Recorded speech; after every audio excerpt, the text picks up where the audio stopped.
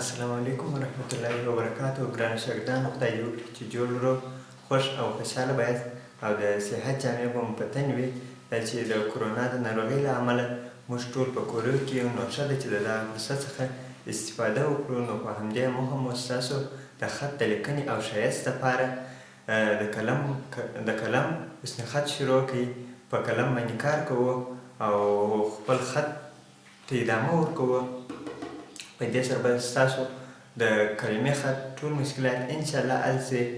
نو راځو په بسم الله سره یې شروع کوو. اول مفردات وایو، ورپسې مرکبات وایو او ورپسې جملې وایو. مننه. نو راځو خپل درس ته. د نس خط مفردات وایو.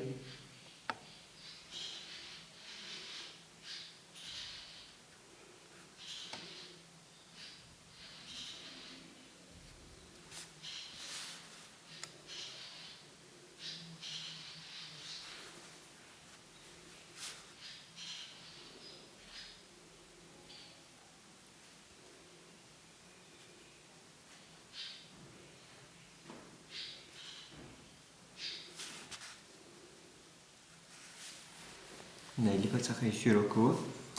لومړی ټکی زده کوو. ټکی ټول عمر د لیک څخه نیمایي لوړ راځي، نیمایي لاندې او باید چارکونجې الف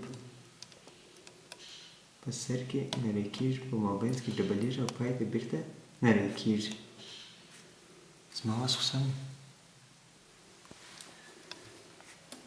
او دلته باید یو څه کوږوالی ولري. بل الف لیکو، نازکه څوکه یې شروع کوو، یو څه یې کږوو او دلته قلم سست وو. دلته باید یو څه کوږوالی ولري او په یوه حرکت سره ولیکل شي.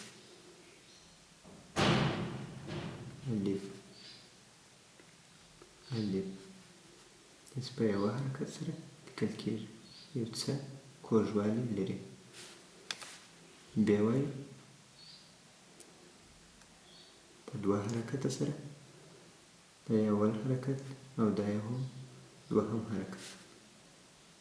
اول یې نازکه څوکه لیکو، وروسته یې ګول کاټوو، بېرته یې نازکه څوکه راپورته کوو. دا څوکه یې باید یو څه کښته وي تر دا څوکې او دا ځای باید داسې ګول وي، یو لاس جوړ وي.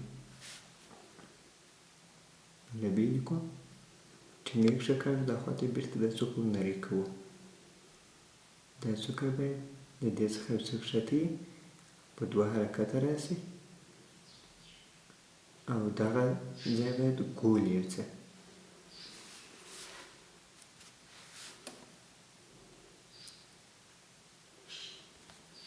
د بې دا څوکې چې دي دا ټول عمر نرۍ راشي.